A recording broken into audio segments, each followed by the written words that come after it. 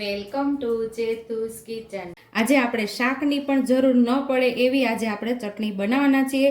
તો એના માટે આપણે એક ડુંગળી લીધી છે, 4 મરચાં લીધા છે, 1 ઇંચ આદુનો ટુકડો લીધો છે, લીલા ધાણા 2 ચમચી અહીંયા દહીં લીધું છે, 1 લસણનો ગાંઠિયો આપણે ફોલી લીધો છે। અહીંયા આપણે 2 ચમચી દહીં લીધું છે, એની જગ્યાએ તમે 1 ટમેટું પણ લઈ શકો છો।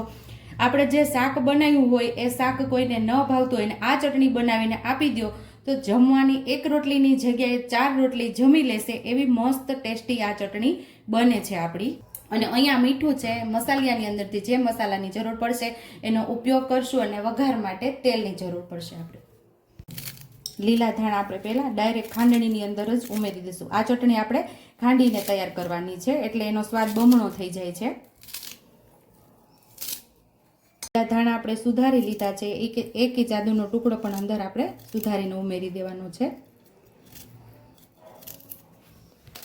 લીલા મરચાં પણ સાથે જ સુધારીને ઉમેરી દેશું। ડુંગળીને આપણે છોતરા ઉખાડી નાખશું।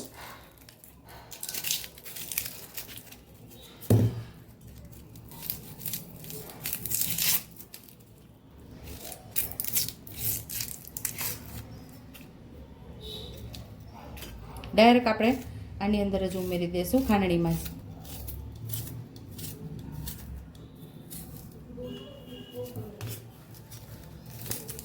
અહીંયા આપણે લસણ પણ ઉમેરી દઈશું અને અહીંયા હવે આપણે 1 ચમચી જેટલું જીરું ઉમેરશું।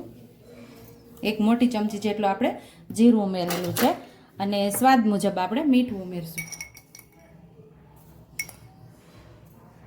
હવે આપણે એને દસ્તા વડે ખાંડી લેશું। તો આપણે ગેસ ચાલુ કરીને પેન રાખી દીધી છે। અહીંયા 2 પાવડા જેટલું આપણે તેલ ઉમેરશું। તેલને આપણે સરસ ગરમ થવા દેશું અને અહીંયા આપણે ચટણીને દરદરી ખાંડી લીધી છે। આવી રીતે આપણે દરદરી ખાંડણીમાં જ ખાંડવાની, આનો સ્વાદ બહુ મસ્ત એવો આવે છે। તેલ ગરમ થઈ ગયું છે, આપણે એમાં 1 ચમચી જેટલું જીરું ઉમેરશું, થોડી હિંગ ઉમેરશું, આપણે ખાંડેલી ચટણીને ઉમેરી દઈશું।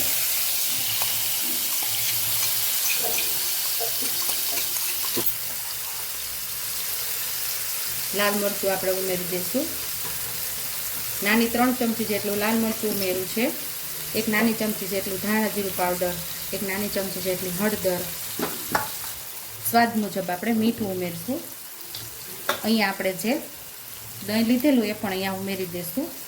હવે આપણે ચટણીને સરસ સાતળી લેવાની છે।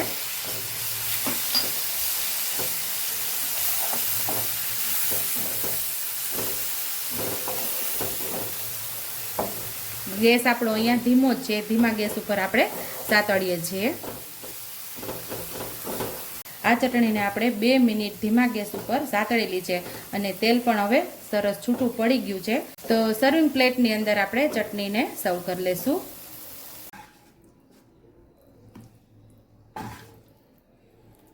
તો આજે આપણે આ મિક્સ ચટણી બનાવેલી છે, લસણ અને ડુંગળી અને દહીં અને મરચાંની બનાવેલી છે। આપણી ચેનલ ઉપર તમને ઘણી અલગ અલગ વેરાયટીની ચટણીઓ મળી જશે, છતાં પણ તમે કઈ અલગ ચટણી જોવા માંગો છો એ મને કમેન્ટ બોક્સમાં કમેન્ટ કરજો। તો સુપર ટેસ્ટી એવી આપણી ચટણી તૈયાર છે।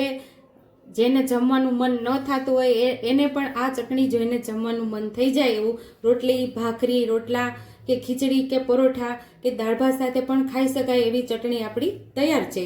જો તમને મારી રેસીપી પસંદ આવી હોય તો મારી રેસીપીને લાઈક કરજો, શેર કરજો, સબસ્ક્રાઈબ કરજો, બેલ આઇકોનને દબાવતા ભૂલતા નહીં અને કમેન્ટ બોક્સમાં કમેન્ટ કરજો કે મારી રેસીપી કેવી લાગી। તો આવજો। લગભગ આવી ચટણી બનાવી લીધી આપણે, એમાં ટમેટું ખાઈ લીધું આપણે હારે।